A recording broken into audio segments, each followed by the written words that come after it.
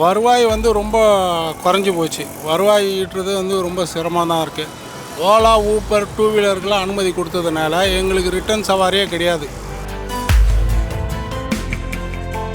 இந்த தொழில் சார்ந்ததெல்லாம் வந்து அனுமதி இல்லாததெல்லாம் தடை பண்ணணும். இப்போ ரேப்பிடோ, ஊப்பர் இதுக்கெல்லாம் அனுமதி கொடுக்கக்கூடாது. அவங்கள ஓட்ட அனுமதிக்கவும் கூடாது. ஆட்டோனா ஆட்டோ தொழிலாளர்கள் பாதிக்காத எந்த தொழிலையும் அனுமதிக்கக்கூடாது. ஏன்னா நாங்கள் வந்து கிட்டத்தட்ட 12 வருஷமாக வந்து இதே ஒரே 14 ரூபாய்க்கு ஓட்டின்னு இருந்தோம்னா அப்போ எங்கள் வாழ்வாதாரம் வந்து கேள்விக்குறியாது. நாங்கள் இதுலேயே தான் இந்த ஆட்டோ ஓட்டி தான் ஃபேமிலியை ரன் பண்ணோம். வண்டி டியூ கட்டணும், வீட்டு வாடகை கட்டணும், பசங்களை படிக்க வைக்கணும். மீதி வந்து நல்லது கெட்டது எல்லாமே இதில் தான் நம்பி இருக்குது எங்களுக்கு. கொஞ்சம் அதான் உள்ளே வரும்போது ஜியோ கம்பெனிக்கார மாதிரி தான் உள்ளே வரும்போது ஃப்ரீயாக கொடுத்தானுங்க எல்லாமே. அதுக்கப்புறம் எல்லாத்தையும் கமிஷன் சொல்லிட்டு வந்தானுங்க. இப்போ அதே மாதிரி வந்ததில்ல ஜியோவில் வந்து அதே மாதிரி தான் அவனுங்க வந்தானுங்க. அதை நம்பி காரை போட்டேன். காரை போட்டு ஓட்டு காரில் போயிட்டு கடங்காரனால தான் மிச்சம். சொந்த நாட்டில் பணம் கொடுத்து படிச்சுட்டு வந்த இளைஞர்களுக்கு வேலை கிடைக்கலன்னா ஏதாவது ஒரு தொழில் செஞ்சு பிழைக்கணும். திருடக்கூடாது, அவன் எதுவும் தப்பு பண்ணக்கூடாது. அவன் ஒரு வேலையை தேடி வரான். அது ஆட்டோ ஓட்டினா என்ன, ரிக்ஷா ஓட்டினா என்ன, எல்லாம் ஒன்று தான்.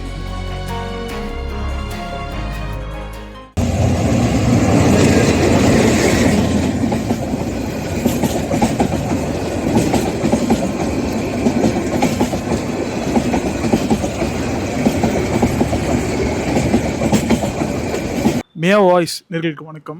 இன்றைக்கி நம்ம வந்திருக்க இடம் நம்ம கொரட்டூர். ஸோ கொரட்டூருக்கு தான் நம்ம வந்திருக்கோம். கொரட்டூருக்கு நம்ம வரது இதுதான் ஃபர்ஸ்ட் டைம் நினைக்கிறேன்.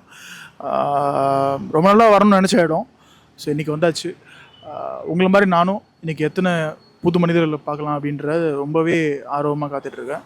முக்கியமாக இன்றைக்கி வந்து ஆட்டோ ஓட்டுநர்கள் வந்து நம்ம பொதுவாகவே கவர் பண்ணுற ஒரு மக்கள்.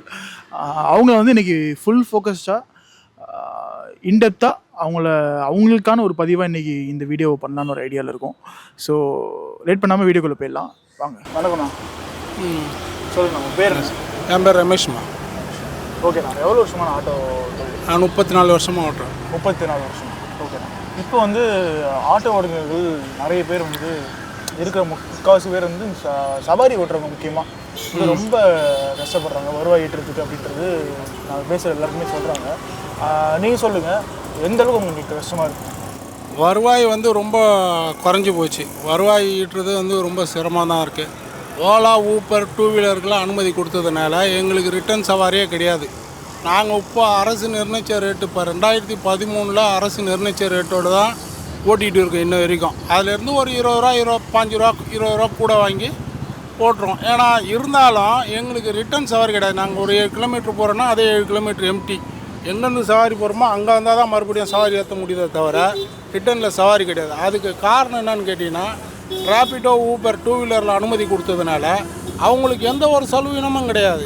ஏன்னா அவங்களுக்கு அரசு எப்படி தான் அனுமதி கொடுத்ததுன்னு தெரில. அது எங்கள் தொழில் சார்ந்த தொழில் சங்கங்களும் அதை பற்றி பேசுகிறது கிடையாது. அவங்க வந்து எதுனா அவங்க சுயலாபத்துக்காக அரசியல் பண்ணுறாங்களா இல்லை மக்கள் சேவைக்கு அரசியல் பண்ணுறாங்களா தெரியல. ஏன்னா இதெல்லாம் பேசக்கூடியவங்க அவங்க. நான் பேசிய உதயம் தீர போகிறது கிடையாது. அரசுக்கிட்ட எங்களுடைய கவனத்தை கொண்டு போய் சேர்க்க வேண்டியது எங்களுடைய தொழில் சங்கம். எங்களுடைய தொழில் சங்கம் அதை பற்றி எதுவுமே பேச கிடையாது. சும்மா ஒரு பேருக்கு ஒரு எதிர்ப்புன்னு வரப்போ மாட்டோம். ஏதாவது ஒரு கோரிக்கை வச்சு ஒரு பேர் அணியோ ஒரு ஆர்ப்பாட்டமோ நடத்திட்டு அதோடு முடிச்சிடுறாங்க. அதுக்கு தீர்வு காண்றது கிடையாது. இப்போ இருக்கிற காலகட்டத்துக்கு எல்லாம் அப்படியே 3 மடங்கு 4 மடங்கு விலைவாசி உயர்ந்து கிடக்கு. அதனால் எங்களுக்கு இப்போ வருவாய் போதாததாக தான் இருக்குது, குறைவாக தான் இருக்குது. போதுமான வருவாய் கிடையாது. அதனால் வருவாய் பெறுகிறதுக்கு அரசு இன்றைக்கி உள்ள காலகட்டத்துக்கு சூழலுக்கு தகுந்த மாதிரி மீட்ரு கட்டணம் நிர்ணயம் பண்ணி கொடுத்தாங்கன்னா அது எங்களுக்கு ஓரளவுக்கு உதவிகரமாக இருக்கும். அது மீட்ரு வச்சு கொடுத்தா அது கரெக்டாக இருக்கும். ஆமாம், அது வந்து இப்போ இருக்கிற காலகட்டத்துக்கு தகுந்த விலைவாசிக்கு தகுந்த மீட்ரு கட்டணம் உயர்த்தி கொடுக்கணும் கரெக்டாக. இப்போ பார்த்தீங்கன்னா சம்பாதிக்கிறது பாதி வாடகை போயிடுது. மீதி தின்னர் தான் அரையும் குறையமாக தின்னு வைத்த காய போட்டு தான் வாழ வேண்டிய நிலைக்கு கொண்டு போயிட்டாங்க.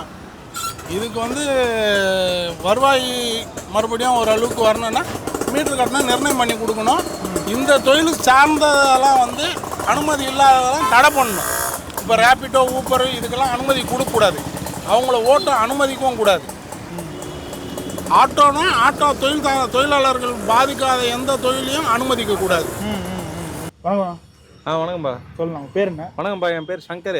சங்கர். ஆமாம், கிட்டத்தட்ட இந்த ஆட்டோ ஃபீல்டில் வந்து ஒரு 25 வருஷமாக இருக்கிறேன். 25 வருஷமாக இருக்கீங்க? ஆமாம். Okay okay okay. இப்போ 25 வருஷமாக இருக்கீங்கன்னா இப்போ வந்து நீங்கள் இப்போ சொல்லுங்கள், சபாரி ஓட்டுறீங்களா இல்லை ஓலா ஊபர் ஓட்டுறீங்க? இல்லைங்க சார், இந்த ஓலா ஊபர் ஓட்டுறோம். அது ரொம்ப கட்டுப்படி ஆக மாட்டுது. அவங்க கிலோமீட்டருக்கு 14 ரூபாய் தராங்க. 14 ரூபா. இந்த 14 ரூபாய் தரதுன்னும் போது வந்து ரொம்ப கஷ்டமாக இருக்குது. ஏன்னா கிட்டத்தட்ட இது வந்து இந்த அம்மையார் ஜெயலலிதா இருந்தாங்களா, அவங்க வந்து என்ன பண்ணாங்க, 14 ரூபாய் கிலோமீட்டருக்கு மீட்டர் கட்டணத்தை போட்டாங்க. போட்டு கிட்டத்தட்ட வந்து 12 வருஷத்துக்கு மேலே ஆகுது. அன்னிலேருந்து இன்னது வரைக்கும் அதே 14 ரூபாய் தான் ஓட்டின்னு இருக்கிறோம். அப்போ ஆட்டோ டிரைவரோட வாழ்வாதாரத்தை பார்த்தீங்கன்னா ரொம்ப கஷ்டமாக இருக்குது.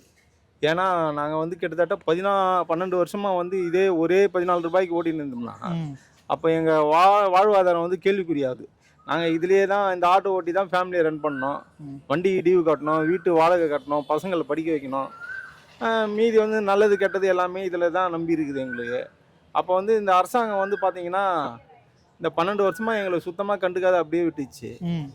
சரி, இப்போ வந்திருக்கிற டிஎம்கே ஆட்சியில் வந்து இதுக்கு எதனா ஒரு தீர்வு காணுவாங்கன்னு சொல்லிட்டு நாங்கள் நம்புகிறோம்.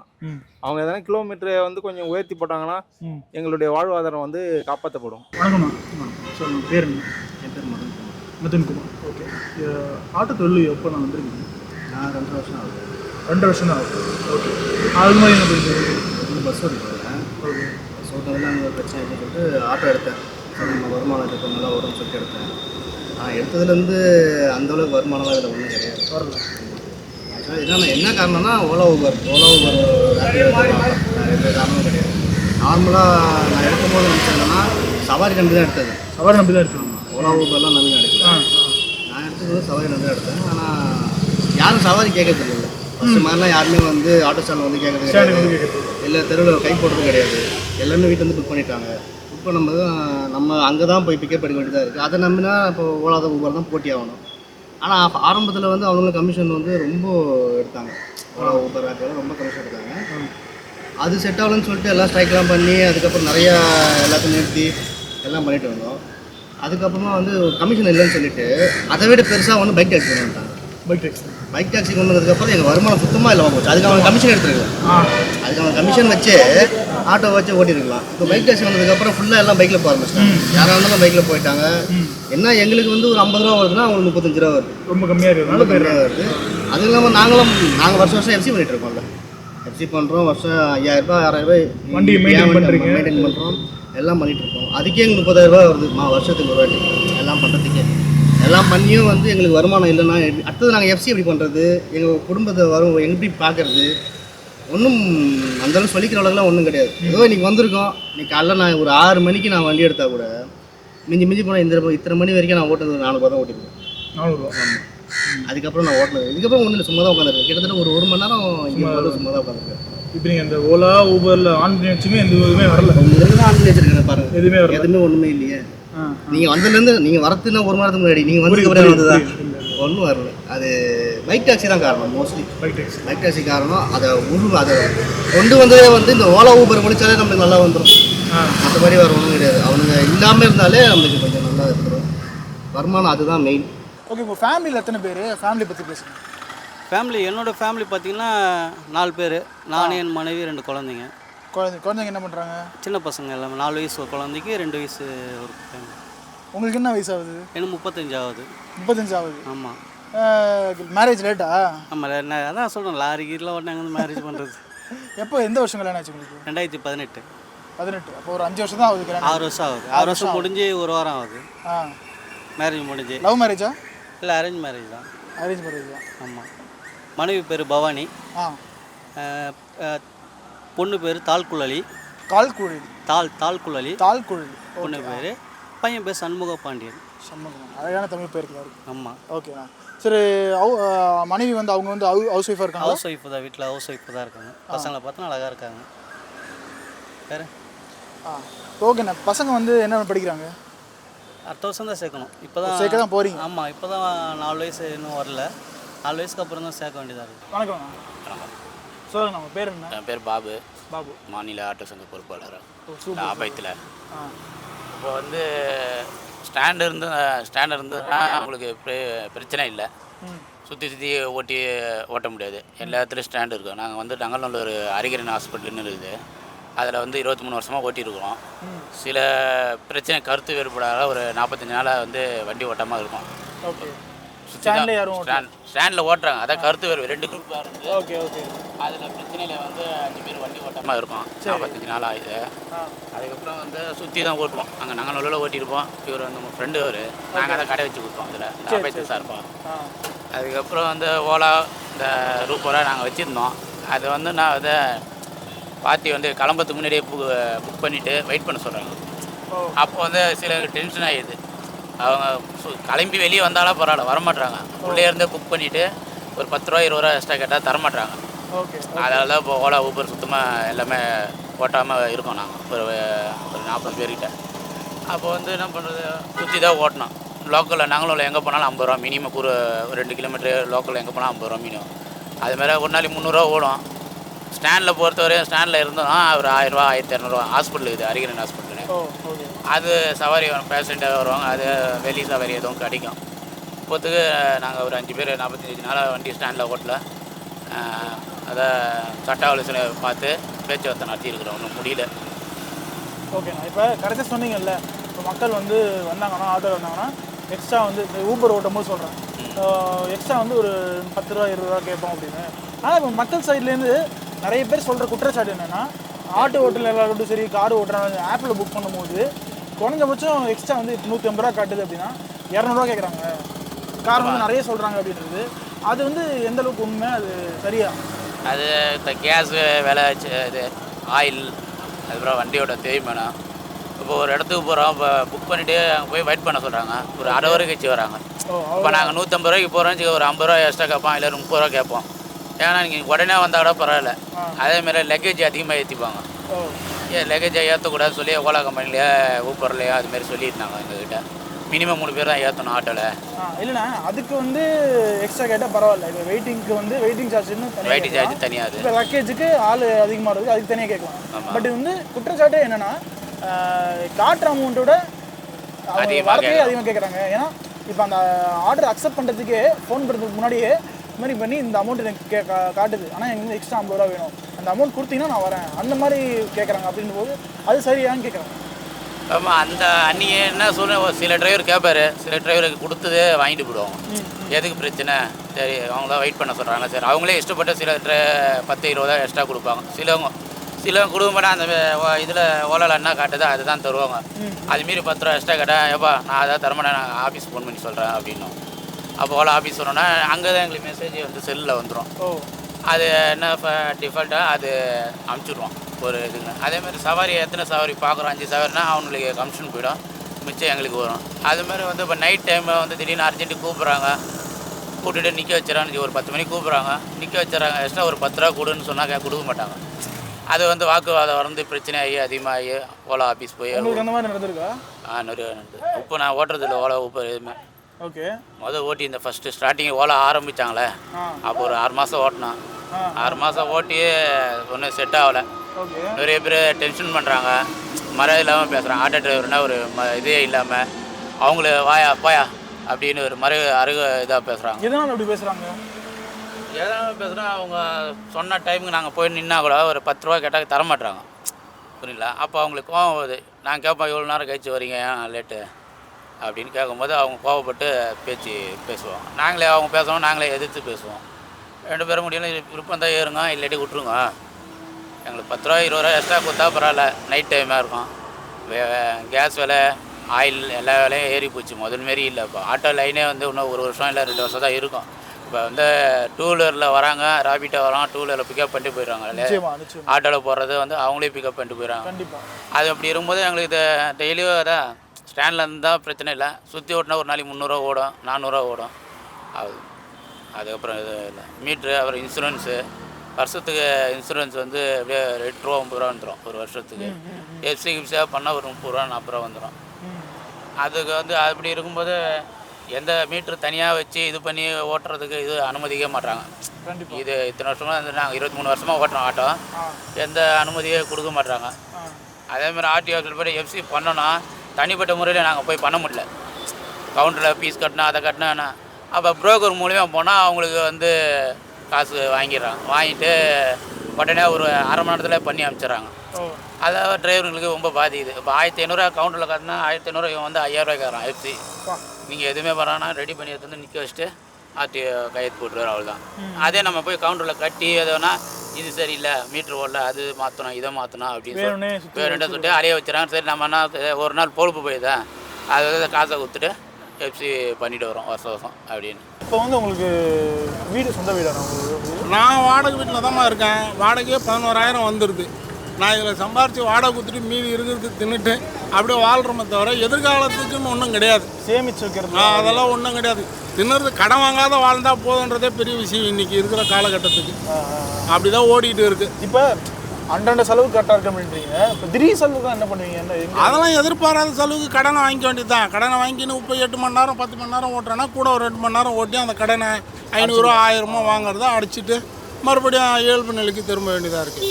ஏன்னா இந்த வருஷம் நீ எஃப்சிக்கு 30000 கடன் வாங்கினீங்கன்னா அடுத்த வருஷம் வரைக்கும் அதை கடன் அடிச்சுன்னு தான் இருப்பேன். கடன் முடியாது. மறுபடியும் எஃப்சி வந்துடும்.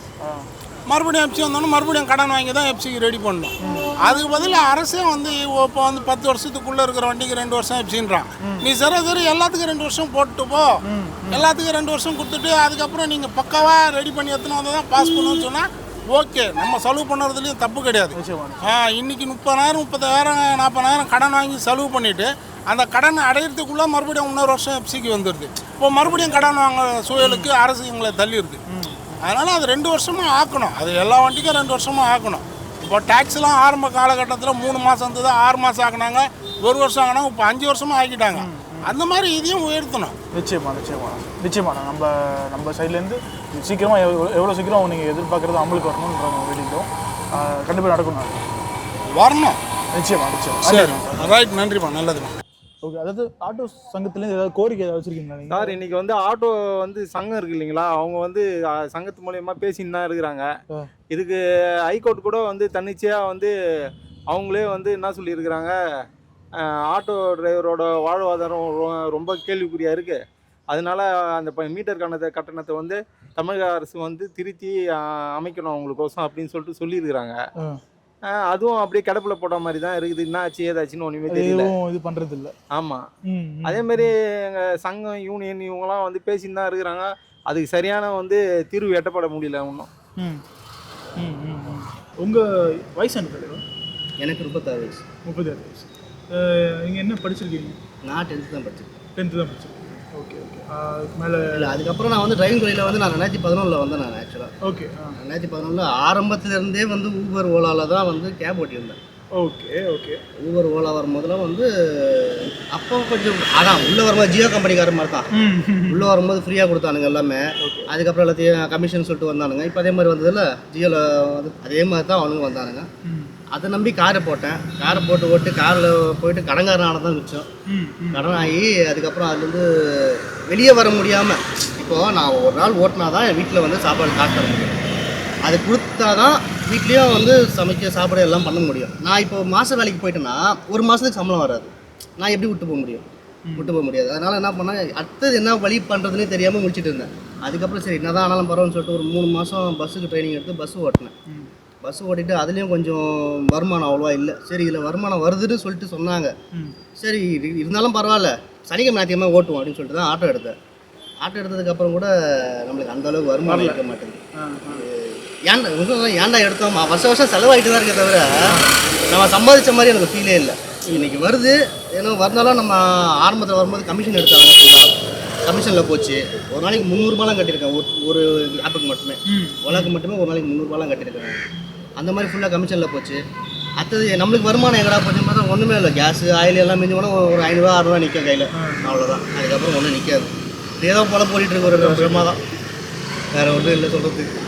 இப்போ ஊபர் ஓலோ ஓட்டுறது நிறுத்திடுன்னு சொல்லுங்கல்ல, இப்போ வந்து வருமானம் எப்படி இருக்குது? குடும்ப சூழலில் வந்து நடத்துகிற அளவுக்கு போதுமானதாக இருக்கா இல்லை கம்மியாக தான்? அதான் ஸ்டாண்டில் ஓட்டினா கொஞ்சம் வருமானம் வரும். சுற்றி ஓட்டினா ஒரு 300 ஓடும், 400 ஓடும். ஒரு நாளைக்கு பொறுத்து மழை பெஞ்சுன்னா சுத்தமாக கொஞ்சம் சவாரி ஆகும். சாதாரண டைமில் ஒன்றும் சவாரி இருக்காது. நம்ம சும்மா ஃப்ரெண்டு பார்க்கறதுக்கு தான் இங்கே வந்தோம். ஸ்டாண்ட் ஆனால் வருமானம் இல்லை. சரி, இப்போ நீங்களே சொன்னீங்க ஒரு 2 வருஷம் தான் ஆட்டோ லைன் இருக்கும் அப்படின்னு. இப்போ அடுத்தபடி நீங்கள் என்ன பண்ணலான்னு இருக்கீங்க? அடுத்தது என்ன பண்ணுறோம் ஒன்றும் தெரில, இதுவரை முடிவு எடுக்கலை. வண்டி வந்து இந்த பழைய வண்டியாக எடுக்கிறேன்னு சொல்லி ஆர்டர் போட்டிருந்தாங்க. எடுத்த பிறகு தான் அதுக்கப்புறம் யோசனை பண்ணுவோம், ரெடி பண்ணுவோம், அடுத்து நான் இது பண்ணலாம். ஓகேண்ணா ரொம்ப நன்றி. எங்கள்கிட்ட பேசி உங்களை ஒரு ஆட்டோ ஓட்டுற சங்கத்தில் இருக்கீங்க, நீங்கள் உங்களோட கருத்துக்கள் சொன்னது ரொம்ப வேல்யூபுல்லாக இருக்கும். ரொம்ப நன்றிண்ணா. ஓகேண்ணா, இப்போ இதில் வந்து தினசரி எவ்வளோ நான் வியாபாரம் தோராயமாக சொல்லுங்கள், எவ்வளோ இருக்குது சார்? அதிகபட்சமாக ஒரு 1000 1200 ஓட்டலாம் சார், ரொம்ப கஷ்டப்பட்டு ஓட்டினா. அதாவது வந்து ஒரு 14 மணி நேரம் 15 மணி நேரம் அப்படி ஓட்டினோம்னா ஒரு 1000 1200 ஓட்டலாம். ஓட்டினோம்னா கண்டிப்பாக வண்டிக்கு வந்து ஒரு 400 எரிபொருள் செலவாகும். வண்டிக்கு வாடகை வந்து ஒரு 250 ரூபா கொடுக்க வேண்டியதாக இருக்கும். அதுக்கப்புறம் ஆயில் வந்து ஒரு 2 நாளைக்கு 3 நாளைக்கு ஒரு வாட்டி வந்து ஒரு ஆயில் வந்து ஒரு 1/4 லிட்டர் ஆயில் ஆகும். அதுக்கு வந்து ஒரு 125 ரூபா ஆகுது. இதெல்லாம் கூட்டி கழித்து பார்க்கும்போது எங்களுடைய கூலி எல்லாம் பார்த்தீங்கன்னா ஆவரேஜாக ஒரு 400 450 ரூபா 500 ரூபாய் கிடைக்குது எங்களுக்கு. இதை வச்சுன்னு எப்படி நாங்கள் வந்து ஃபேமிலியை ரன் பண்ண முடியும்? அதனால தான் வந்து இன்றைக்கி பார்த்தீங்கன்னா ஆட்டோ டிரைவர் எல்லாமே நீங்கள் எங்கே வேணாலும் பாருங்கள், ஆட்டோ டிரைவர் பார்த்தீங்கன்னா ரொம்ப கஷ்டத்தில் இருக்கக்கூடிய சூழ்நிலை இதுதான் காரணம். அவங்க என்னதான் கஷ்டப்பட்டு ஓட்டினாலும் சரி, 12 மணி நேரம் 13 மணி நேரம் கஷ்டப்பட்டு ஓட்டினாலும் அவங்களுக்கு வந்து பார்த்தீங்கன்னா அதிகபட்சமாக அவங்க கையில் எடுத்துன்னு போகிறது ஒரு 500 ரூபாய் தான் எடுத்துன்னு போவோம். ஆமாம், இதுவே சரக்கு அடிக்கிற அது மாதிரியான பார்ட்டிங்களாம் இருந்ததுன்னு வச்சுங்களேன், அவங்க ஃபேமிலியை வந்து ரன் பண்ணுறதுக்கு மிகப்பெரிய கஷ்டமாக இருக்கும். அப்போ அவங்க வீட்டில் இருக்கக்கூடிய பெண்மணிகள்லாம் பயங்கரமாக கஷ்டப்படுவாங்க. அப்போ என்ன பண்ணுறது நாங்கள்? அதனால் தயவு செய்து இந்த அரசாங்கம் வந்து என்ன பண்ணணும், இந்த மீட்டர் கட்டணத்தை வந்து உயர்த்தி வாங்கினாங்கன்னா இந்த ஓலா ஊபர் ரேபிட்டோ இவங்களும் வந்து தன்னுடைய கட்டணத்தை உயர்த்துவாங்க அவங்களும். அதனால வந்து எங்களுடைய வாழ்வாதாரம் காப்பாற்றப்படும் கண்டிப்பாக அப்படின்னு சொல்லிட்டு நாங்கள் நினைக்கிறோம். இது இப்போ வந்து செயல்பாட்டில் இருக்கக்கூடிய இந்த தமிழக அரசு எங்களுக்கோசம் கொஞ்சம் நல்லது பண்ணால் நல்லாயிருக்கும். இப்போ வீட்டில் மேரேஜ் ஆச்சு? மேரேஜ் ஆச்சு, 2 பொண்ணுங்க. 2 பொண்ணுங்க. என்ன பண்ணுறோம்? படிக்கிறேன். பெரிய பொண்ணு வந்து 7வது படிக்கிறேன், சின்ன பொண்ணு 5வது. வீடு சொந்த வீடாக வாடகை? இல்லை வாடகை. இப்போ ஸ்டடீஸுனாலே இப்போ வந்து இப்போ இருக்கிற ஸ்டடீஸ் வந்து எவ்வளோ செலவாகுன்றது நான் சொன்னோன்னு இல்லை. 2 பசங்க இருக்கும், இப்போ அதெல்லாம் வாடகை வீடு வேறு. இப்போ இது இவ்வளோ செலவுகள் இருக்குது. இப்போ அது இல்லாமல் இந்த அன்றாட செலவுகள், திடீர் செலவுகள் இவ்வளோ இருக்குது. தினமும் நீங்கள் சம்பாதிக்கிற ஒரு 800 1000 ரூபா வச்சு இது எப்படி மேனேஜ் பண்ணுறீங்க? இதுதான் பண்ணி ஆகணும். ஸ்கூல் ஃபீஸ் ஸ்கூலு வந்து நான் வந்து வெளியெலாம் எங்கேயும் சேர்க்கல, நான் சேர்க்கறது கவர்மெண்ட் ஸ்கூலாக சேர்த்துருக்கேன். கவர்மெண்ட் ஸ்கூலில் நம்மளுக்கு அங்கே படிப்பு நல்லா இருக்குது, அங்கே சரி அங்கேயே சேர்த்து விட்டோம். மோஸ்ட்லி நான் அதுலேயும் கொஞ்சம் கடன் ஆனேன். ஆக்சுவலாக அந்த ப்ரைவேட் ஸ்கூலில் படிக்க வச்சது 40,000 ரூபா முதல்ல ஸ்கூல் ஃபீஸ் கட்டிட்டு, அதுவும் கடன் வாங்கி தான் கட்டினார். அடைச்சிடலாம், ஆட்டோ நம்பி கடன் வாங்கி கட்டினேன், அடைச்சிடலான்னு பார்த்தா அடைக்க முடியல. கட்டினாலும் நம்மளை படிக்க சொல்கிறாங்க. கவர்மெண்ட் ஸ்கூலில் படித்து என் பொண்ணுங்க அழகாக படிக்குதுங்க. எனக்கு அது பெஸ்ட்டாக தெரிஞ்சது. சரி, நான் கவர்மெண்ட் ஸ்கூல்லே படிக்க வச்சுருக்கிறேன். எனக்கு அது பிரச்சனை கிடையாது, ஸ்கூல் ஃபீஸ் எனக்கு பிரச்சனை இல்லை. சரிங்களா? ஹாஸ்பிட்டல் செலவு திடீர் செலவெல்லாம் வந்ததுன்னா கடன் வாங்கி தான் பண்ணுவேன், வேறு வழி. ஆனால் இன்றைக்கி எனக்கு ஒரு அர்ஜென்ட்டாக ஒன்று வேணும் அப்படின்னா என் ஃப்ரெண்ட்ஸுங்கிட்ட கடன் வாங்குறோம், இல்லை யார்ட்டையும் எங்கள் சொந்த ரிலேஷன் கடன் வாங்குறோம். கடன் வாங்கிட்டு திரும்ப நான் அந்த கடனுக்காக நான் ஓடணும், முதல்ல திருப்பி அடைக்கணும். அடைச்சா தானே திரும்ப கொடுப்பாங்க நம்மளுக்கு. அதனால் வந்து அதுக்காக ஓடிட்டு வைக்க வேண்டியதாக இருக்குது. அப்படி தான் ரொட்டேஷனில் தான் போகுமே தவிர எடுத்து வைக்கணுன்றதுக்கு வாய்ப்பே கிடையாது. ஃபஸ்ட்டு இருந்திருக்கும், ஆட்டோ ஓட்டுறவங்க ஃபஸ்ட்டு இருப்பாங்க. எனக்கு தெரிஞ்சவரெலாம் சொல்லியிருக்காரு, நான் ஒரு ஆட்டோ வச்சுட்டு அவங்க அப்பா, அவங்க தாத்தா, அவங்க அப்பா, அவர் 3 பேரும் தலைமை ஆட்டோ ஓட்டி அவங்க தங்கச்சிக்கெலாம் கல்யாணம் பண்ணி கொடுத்தாங்க. அந்த மாதிரி அவங்களாம் இருந்துருக்குறாங்க. இப்போ இருக்கிறவங்க வந்து முடியாது, இப்போ இருக்கிறவங்க வாய்ப்பே கிடையாது. இன்னும் மெட்ரோலாம் வந்துச்சுன்னா அவ்வளோதான். மெட்ரோலாம் 4 வருஷம் 3 வருஷத்தில் வந்துடும். அவ்வளோதான். மெட்ரோலாம் வந்துச்சுன்னா சுத்தமாக போதும். இது தண்டையார்பேட்டை திருவத்தூர் பக்கம் போனீங்கன்னா உங்களுக்கு டியூட்டியே வராது. இப்போ நம்ம எங்கேயாவது இங்கேருந்து யாராவது புக்கிங் எடுத்து போட்டாங்க அப்படின்னா, நாங்கள் திருவத்தூர் பக்கம் போயிட்டோம் அப்படின்னா நாங்கள் அங்கேருந்து எம்டிஹெச் தான் வரோம். சும்மா ஆமாம், வேறு வழியே இல்லை. ஏன்னா அந்த பக்கம்லாம் ஃபுல்லாக மெட்ரோ ஆக்குபை பண்ணிடுச்சு. அதனால் வந்து ஒன்றும் வராது அங்கே. இப்போ இருக்கிறது வந்து சொந்த வீடாங்க? இல்லை, வாடகை வீட்டில் தான் இருக்குது. வாடகை வீட்டில் தான் இருக்கீங்க. நீங்கள் ஃபஸ்ட்டு பிறந்ததுலேருந்து சொந்த வீட்டில் இருந்தீங்களா எங்கேயாவது? நான் பிறகு சொல்ல வாடகை வீடு வால்டாக்ஸ் ரோடில். அப்புறம் அப்பா அம்மா வீடு வாங்கினாங்க, புளியந்தோப்பில் வாங்கியிருக்காங்க. அவங்க அந்த வீட்டில் விட்டுட்டு நான் தனியாக இருக்கேன். இப்போ அப்பா அம்மா வேறு வீட்டில் இருக்காங்க, நீங்கள் நான் வேறு வீட்டில். அங்கே தம்பி தங்கச்சி எல்லாம் இருக்காங்க. சரிண்ணா, இப்போ டெய்லி சம்பாதிக்கிறது வந்து வீட்டு சூழலுக்கே பத்த மாட்டேங்குதுன்றீங்க. இப்போ வாடகை வீட்டில் இருக்கிறது எவ்வளோ பெரிய கஷ்டத்தை ஏற்படுத்துது? ஏன்னா ஒவ்வொருத்தவங்களும் வாடகை வீட்டில் இருக்கிறது அவ்வளோ கஷ்டத்தை சொல்லுவாங்க. நீங்கள் சொல்லுங்கள், வாடகை வீட்டில் இருக்கிறது எவ்வளோ கஷ்டம்? கண்டிப்பாங்க, வாடகை வீட்டில் இருக்கிற நான் முந்தானத்தாங்க வாடகை 4ஆம் தேதி தான் வாடகை கொடுத்தேன். சரிங்க, டேட்டு 15 ஆயிடுச்சு, வரப்போகுது. அடுத்த நாள் இதுதான் கஷ்டமாக இருக்கும் தவிர மற்றபடி ஒன்றும் கஷ்டம் இருக்காது. டேட்டு ஓடி வந்துடும் வாடகை வீடு. மாதம் வாடகை கொடுத்தாகணும், மட்டக்கட்டானு போட்டு நம்ம என்ன பண்ணுறதுன்னு ஒன்றுமே தெரியாது. டான் அந்த டேட்டில் கொடுத்தாகணும். ஆமாம், கொடுத்தாகணும். 1ஆம் தேதி கொடுத்தாகணும். எக்ஸ்கியூஸ் கேட்டு 4ஆம் தேதி கட்டுறதா இருக்குது. அப்போல்லாம் எக்ஸ்கியூஸ் கேட்டால் எதுவும் சொல்ல மாட்டாங்க. அதான் 2 நாள் 3 நாள் கொடுப்பாங்க, அதுக்கு மேலே கொடுக்க மாட்டாங்க. கரெக்டாக 1ஆம் தேதியெல்லாம் கொடுத்தாகணும். எல்லாத்தையும் சூழ்நிலை பார்த்து தான் எல்லாம் பண்ணி ஆகணும். அதுவும் இல்லாமல் இப்போ சில பேர் கேட்கும்போது என்ன சொல்லுவாங்க, வீட்டில் சொந்தக்காரங்க நிறைய பேர் கூப்பிட முடியாது, கூப்பிட்டா 2 நாள் இருந்துச்சு அது ஒரு நாள் அனுப்புகிற மாதிரி இருக்கும். அதை பற்றி பெருசாக நான் ஃபீல் பண்ணுறதில்ல. ஏன்னா எனக்கு யாரும் வரப்போகிறதில்ல. எங்கள் மனைவி சைடும் யாருமே இல்லை, எங்கள் வீட்டு சைடும் யாரும் வரப்போகிறதில்ல. ஏன் வர போகிறதில்லன்றீங்க? மேரேஜ் பண்ணதுலேருந்து எதிர்ப்பு, அவங்க வர மாட்டுறாங்க, நான் கம்முன்னு விட்டுட்டேன். அரேஞ்ச் மேரேஜ் தானே சொன்னீங்க?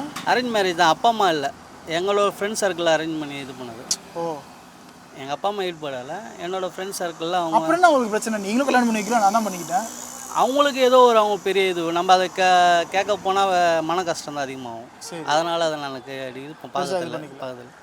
ஆனால் உங்களுக்கு நீங்களும் அவங்க யாரும் கூப்பிடல, நீங்கள் வாங்க வந்தால் வீட்டில் நான் பார்த்துக்கணும். நாங்கள் ஆமாம், வரலன்னா எனக்கு ஒன்றும் இது பெரிய இது இல்லை, பெரிய இதெல்லாம் இல்லை. சொந்தக்காரங்களாம் இங்கே சென்னையில் தான் இருக்காங்களா இல்லை வேறு ஊர்? ஆமாம், எல்லாம் சென்னையில் தான் இருக்காங்க, எல்லாமே சென்னையில் தான் இருக்காங்க. எங்கள் அப்பா வந்து தான் ஊர்லேருந்து வந்துக்கிறாங்க, அதுக்கப்புறம் எல்லாமே சென்னை தான். ஆமாம். அதுவும் இல்லாமல் இப்போ நிறைய இளைஞர்கள் வந்து படித்த படிப்புக்கு வேலை இல்லாமல் இல்லை. ஆமாம் சார், இன்னைக்கு வராங்க, ஆட்டோ ஓட்டுறது தொழிலுக்கே வந்துடுறாங்க இளைஞர்களே. அவன் வர்றது நல்லதுன்னு நினைக்கிறீங்களா, எப்படி பார்க்குறீங்க சார்? எல்லா தொழிலும் நல்ல தொழில் தான் சார். எல்லா தொழிலும் நல்லவனும் இருக்கிறான், கெட்டவனும் இருக்கிறான். அண்ணா அதனால வந்து இன்னைக்கு அவங்களுக்கு இதில் வந்து லாபம் நிறைய இருக்கும்னு நினச்சி வராங்க. இப்போ நீங்கள் வந்து இளைஞர்கள் எல்லாரும் வராங்கன்றீங்க இல்லையா, புதுசாக ஒரு ஜெனரேஷன் ஒரு தொழிலை தேடி வரான்னா அவனுக்கு வாழ்வாதாரம் இல்லை, வேலை வாய்ப்பு இல்லை, அரசாங்கம் அதுக்கு அவனுக்கு தரலை. சொந்த நாட்டில் பணம் கொடுத்து படிச்சுட்டு வந்த இளைஞர்களுக்கு வேலை கிடைக்கலன்னா ஏதாவது ஒரு தொழில் செஞ்சு பிழைக்கணும். திருடக்கூடாது, அவன் எதுவும் தப்பு பண்ணக்கூடாது, அவன் ஒரு வேலையை தேடி வரான். அது ஆட்டோ ஓட்டினா என்ன, ரிச்சா ஓட்டினா என்ன, எல்லாம் ஒன்று தான். ஆனால் இப்போ நாங்கள் ஆட்டோ வாங்கி நாங்கள் வந்து எஃப்சிபிஸு, இன்சூரன்ஸு, பர்மனெண்ட்டு, பெயிண்ட்டு, டாப்பு, சீட்டு, எலக்ட்ரிஷியன் வேலை, இது எல்லாத்துக்கும் இவ்வளோ பெரிய நாங்கள் ஆட்டோ டிரைவர் தான் அதை வழி நடத்திட்டு போகிறோம். ஒரு கேஸ் பங்கு ரோடு வசதிகளே கிடையாது. ஒரு நம்ம ஒரு பெட்ரோல் டீசலோ கேஸோ பெயிண்டோ இது டீசலோ போட்டால் கூட அதுக்கு ரோடு டேக்ஸ்னு ஒரு காசு பிடிக்கிறாங்க அரசாங்கம். அந்த ரோடு ஏன் இல்லை எங்களுக்கு? ஒரு பேரிக்கு போனால் என்ன காசு ஆகுது? ஒரு பஞ்சர் போட்டால் 80 ரூபா. இன்றைக்கி கேஸ் வேலை என்ன கேஸு? நாங்கள் வெளியே போய் ஒரு டீ சாப்பிடணும், ஒரு நண்பரை போய் கூட்டின்னு போய் ஒரு டீ சாப்பிட்ணுன்னா 50 ரூபா இல்லாமல் டீ சாப்பிட முடியாது. 12 ரூபா தான் டீ. ஒரு ஒரு டிரைவருக்கு சிகரெட் பிடிக்கிற பழக்கம் இருக்கும், ஏதோ ஒரு பழக்கம், ஒரு பிஸ்கெட் எடுத்து சாப்பிடுவாங்க, ஒரு போட்டோ எடுத்து சாப்பிடுவாங்க, 50 ரூபா. ஆனால் ஆக்சுவலி ஓலா ஊப்பர் ராபிட்டோலாம் 60 ரூபா 70 ரூபா சவாரி போடுறான். 3,10,000 ரூபா ஆட்டோ வாங்கி நான் லைசன்ஸ் எடுத்து எல்லாம் பண்ணுவேன். 2 வீலரில் ஓலா ஊப்பர் ராபிட்டோலாம் ஓட்ட விடுறாங்க. எப்படி விடுறாங்க? அது அரசாங்கம். அவனுக்கு எஃப்சியும் கிடையாது, பர்மனெண்ட்டும் கிடையாது, எதுவுமே கிடையாது, டேக்ஸ் கிடையாது. அவங்க உள்ள வந்ததுனால இப்போ எனக்கு வருமானம் பாதிக்கப்படுது, எனக்கு சவாரி இல்லை. காலையிலேருந்து நான் போனி பண்ணாமல் உட்காந்துக்கிறோம், கையில் வச்சுட்டு அந்த 100 ரூபா காலி, புரிஞ்சுங்களா? அப்போ நான் போனியே பண்ணல இவனை நம்பி. இப்போ நீங்கள் வந்தீங்க, இந்த பாருங்க ஓலா ஊப்பர் ராபிட்டோ ஊப்பர் எல்லாத்தையும் ஆன் பண்ணி தான் வச்சுருக்கேன். ஏதாவது ஒரு சவாரி அடிக்குதா? அப்போ எப்படி அடிக்கலைன்னா, ஏன் அடிக்கலைன்னா 2 வீலரில் போகிறான், எனக்கு 100 ரூபா காட்டுறதுல அவனுக்கு 60 ரூபா காட்டுறான். 2 வீலரில் போகிறான், அவன் சேஃபாக அவன் பார்ப்பான். ஆனால் என்னோடய வாழ்வாதாரம் அரசாங்கம் தானே பார்க்கணும். ஓட்டு போட்டு கொண்டு தேர்ந்தெடுத்து என்னை பாதுகாக்க யாரோ ஒரு மனிதனை நீ வாழ வைக்கிறதுக்கு நீங்கள் உறுதுணையாக போயிட்டு இருக்கிறீங்க. காமராஜர் காலத்தில் அப்படி இருந்ததா? பள்ளிக்கூடங்கள்லாம் அரசாங்கத்துக்கிட்ட இருந்தா, ஒயின் ஷாப்லாம் மருத்துவமனை தனியார்கிட்ட இருந்தது. இப்போ யார்கிட்ட இருக்குது? ஒயின் ஷாப்லாம் அரசாங்கத்தில் வச்சுக்கிட்டு பள்ளிக்கூடத்தில் தனியார் மையத்தில் விட்டீங்க. பணம் இல்லாமல் படிக்க வைக்க முடியாதுங்க ஒரு பிள்ளைய. கவர்மெண்ட் ஸ்கூலில் படிக்கிற ஒரு பிகாமோ, விஐடி காலேஜில் படிக்கிற ஒரு பிகாமோ ஒன்றா? இவனுக்கு ஒரே இடத்துல வேலை கிடைக்குமா? அப்புறம் அவனுக்கு வேலை கிடைக்கல, அவன் பணத்தை கொடுத்து வந்த பிறகு திருடக்கூடாது, அவன் கொலை பண்ணக்கூடாது, எதுவும் பண்ணக்கூடாது, கஞ்சா வைக்கக்கூடாது, அது மாதிரிலாம் பண்ணக்கூடாது. ஏதோ ஒரு ஆட்டோ ஓட்டுறதுக்கு ஒரு 4 நண்பர் இருப்பான், வர ஆட்டோ ஓட்டுறாடுவான். ஆட்டோ ஓட்டுறது ஒன்றும் ஒரு பெரிய விஷயம் கிடையாது. இன்னைக்கு அது ஒரு வரான்னா அவனை வர வைக்கணும், தப்பு கிடையாது. அவனும் வந்து எங்க கூட மாட்டின்னு தவிக்க போறான், அவனும் பாதிக்கப்படும், அவன் குடும்பம் பாதிக்கப்படும். இவன் படித்த படிப்பை கூட அவன் பிள்ளைங்க கொடுக்க முடியாது. இவன் சாப்பிட்டு உண்மையாலுமே எங்கள் அப்பா வாங்கி போட்ட சாப்பாடு என் பிள்ளைங்களுக்கு நான் போடல, தெரியுங்களா? போட முடியல. எங்கள் அப்பா பிடிஎஸ் டிரைவர் தான், பஸ் ஓட்டியிருந்தார். 5 பிள்ளைய வளர்த்தாரு. ஒரு கரண்டி கறி எடுத்து வச்சாங்கன்னா 4 கிலோ கறி வந்து எங்கள் வீட்டுக்கு ஒருத்தர் தட்டில். இன்னைக்கு நான் வாங்குறதே மொத்தம் 1/2 கிலோ கறி தான் 4 பேருக்கு. யோசிச்சு பாருங்க எங்களோட வாழ்வாதாரம் எங்கே போயிருக்குன்னு. நாங்கள் நம்பி உங்களுக்கு ஓட்டு போட்டுனுக்குறோம். நீங்கள் 2 பேரும் வந்து 60 வருஷமாக ஆண்டு நிற்கிறீங்க. எங்கள் வாழ்வாதாரத்தை பற்றி என்னைக்காவது யோசிச்சிருக்கியா? அன்றைக்கி டீசல் விலை என்ன இருந்தது, அன்றைக்கி என்ன பெட்ரோல் விலை இருந்தது? நான் எல்பிஜி ஆட்டோ போடும்போது 34 ரூபாங்க ஒரு கிலோ. இன்னைக்கு எல்பிஜியோட ரேட் என்ன, மீட்டரோட கட்டணம் அன்றைக்கி என்ன? இவர் சொன்னார், நம்ம சக டிரைவர் சொன்னார் 14 ரூபா மீட்டருன்னு. இன்றைக்கி மீட்ரு 12 ரூபா தான். மீட்ரு 14 ரூபா தான், அவருக்கு தெரியல. அவரும் ஆட்டோ டிரைவர் 25 வருஷமாக ஓட்டுறாரு. நானும் 97லேருந்து ஓட்டுறேன். நான் லாரியில் கீழே அந்த டிரைவர் ஆகி டெல்லியில் நேஷனல் பர்மனெண்ட்டில் இருந்தேன். இன்றைக்கி 12 ரூபா தான், 25 ரூபா தான் மினிமம் இருக்குது. அவர் தவறாக சொல்லிட்டார் 14 ரூபான்ட்டு. ஓலா ஊப்பர் ராபிடெல்லாம் யாருங்க? அவனுக்கு எதுக்குங்க நாங்கள் டெய்லி 250 ரூபா 300 கட்டணும்? கேரளா அரசாங்கம் பண்ணலைங்களா? அரசாங்கம் எடுத்து நடத்தலையா ஒரு ஆப்பை உருவாக்கி? இவங்க எல்லாரையும் க்ளோஸ் பண்ணிட்டு 2 வீலர் ஓட்டக்கூடாது சொல்லிட்டு எங்களை வாழ்வாதாரத்தை நீங்கள் பாதுகாக்கணும்ல. ஒரு ஆட்டோ டிரைவர் இத்தனை பேரை காப்பாற்றிட்டு இருக்கிறாங்க. ஒரு எலக்ட்ரிஷியனு, ஒரு மெக்கானிக்கு, ஒரு டிங்கரு, எல்லாரும் எவ்வளோ பேர் தெரியுமா ஒரு ஆட்டோ டிரைவர் வச்சு பிழைக்கிறான். நான் பப்ளிக்கை வச்சு பிழைக்கிறேன். அந்த பப்ளிக்கை எனக்கு இருந்த தொடர்பை கட் பண்ணி எவனோ ஒருத்தன் உள்ளே வந்து உக்காந்துக்கின்னு எங்கேயோ நான் ஓலா வந்து ராபிட்டை வந்து இப்போ 2013 ஓட்டுறேங்க. யாருக்கிட்ட வண்டி ஓட்டுறேன்னு தெரியாமல் ஓட்டின்னு இருக்கிறேங்க. யார் ஓலா ஊப்பர் ஓனர் எனக்கு தெரியுமா? நான் பார்த்துக்கிறேன்னா தெரியவே தெரியாது. நான் மாட்டு ஓட்டினுக்கிறேன், அவனுக்கு கப்பம் கட்டினுக்கிறேன்.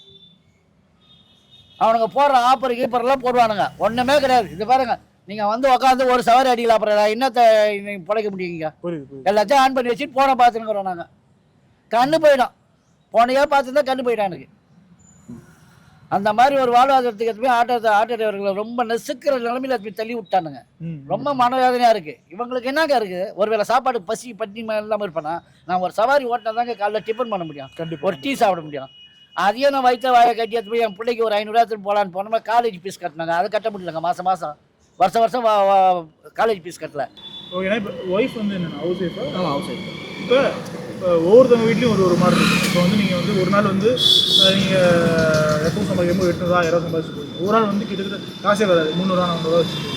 அப்படி இருக்கும்போது வீட்டில் போய் சொல்லி புரிய வைக்க முடியுமே? அவங்களுக்கு புரிஞ்சுப்பாங்க? இல்லை, புரிஞ்சுப்பாங்க. வீட்டில் வந்து புரிஞ்சுப்பாங்க. ஆக்சுவலாக வந்து நான் காசு கொடுத்தா ஓடி இருக்கு வண்டி, கொடுக்கலன்னா இல்லை. அவங்க வீட்டு செலவுக்கு இது வேணும் அதெல்லாம் கூட கேட்க மாட்டாங்க. அது நம்ம என்ன சொல்கிறது, மேல் தட்டத்தில் இருக்கிறவங்க மட்டும்தான் இன்னைக்கு காசு தரல, இன்னைக்கு சம்பளம் வரலன்னா ஒரு மாதிரி. நம்ம இந்த மாதிரி இருக்கிறவங்கலாம் வந்து வீட்டிலலாம் வந்து அவங்க புரிஞ்சுப்பாங்க. தெரியும் இப்படிலாம் கொடுக்க போகாமல் இருக்க போகிறது கிடையாதுல்ல, இருந்தால் கொடுக்க நம்மளை டெய்லி குடிச்சிட போகிறோம் வீட்டுக்கு, அந்த மாதிரி இருக்கிறவங்களுக்கு தெரிஞ்சிடும். அதனால் அது பிரச்சனை கிடையாது. அது எதுவும் பிரச்சனை கிடையாது. நம்ம தான் வேணா வீட்டு வாடகை மெயின், அவங்க இருக்க வைக்கணும். வீட்டில் ட்ரெஸ்ஸு, சாப்பாடு, ஸ்கூல் செலவுக்கு பிரச்சனை இல்லை. அது நம்மளுக்கு இது மட்டும் பார்த்துட்டா கொஞ்சம் ரொட்டேஷன் அப்படியே ஓடிக்கிட்டே இருக்கும், போயிட்டுருக்கு. நம்ம அப்படியே போயிட்டுருக்கு, வேறு ஒன்றும் கிடையாது. வணக்கம்ண்ணா. வணக்கம். சொல்லுங்கள். உங்கள் பேர் என்ன? என்னோட பேர் ஸ்ரீதர். ஓகேண்ணா, சொல்லுங்கண்ணா. இங்கே சென்னையில் எவ்வளோ வருஷமாக ஆட்டோ ஓட்டிகிட்ருக்கீங்க? நான் சென்னையில் இப்போ 5 வருஷமாக வண்டி ஓட்டினேன். 5 வருஷமாக ஆட்டோ ஓட்டிருக்கீங்க? ஆமாம். இதுக்கு முன்னாடிண்ணா? இதுக்கு முன்னாடி டாடா ஏசி, கால் டாக்ஸியில் இருந்தேன் கொஞ்ச நாள். ஓ. இப்போ கொஞ்சம் பெரிய வண்டி ஓட்டின்னு இருந்தேன், லாரி அதெல்லாம் ஓட்டிகிட்ருக்கீங்க? அதெல்லாம் விட்டுட்டு இப்போ இதுக்கு ஆட்டோ தான் ஓட்டினேன். அதெல்லாம் ஏன்னா விட்டீங்க? அதெல்லாம் விட்டுனா காரு போயிடுச்சு, 2 கார் எடுத்தேன் லோனில். சரி. அது லோன் கட்ட முடியாமல் போயிடுச்சு. சரி. லாரி லாங்கில் போகிறதால நைட்டு தங்க வேண்டியதாக, ஆல்ட் ஆக வேண்டியதாக இருக்குது. அது எனக்கு ஒத்துக்கலை. அதனால் சிட்டிக்குள்ளே என்ன பண்ண முடியுமோ பண்ணலாம்னா கால் டாக்ஸி ஓட்ட முடியல பழைய மாதிரி. சரி, ஆட்டோ நல்லா பெஸ்ட்டாக இருக்கிறதால ஆட்டோ எடுத்து ஓட்டுக்கிறேன். ஆட்டோனா இப்போ காலையில் எடுத்தால் வீட்டுக்கு போயிடலாம் எப்படி இருந்தாலும்.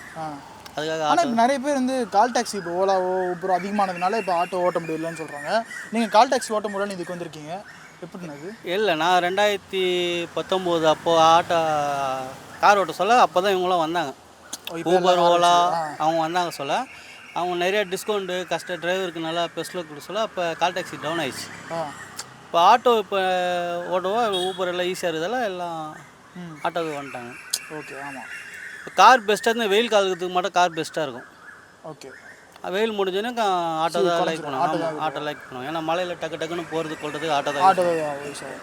சரிண்ணா, சொல்லுங்கள். சரிண்ணா.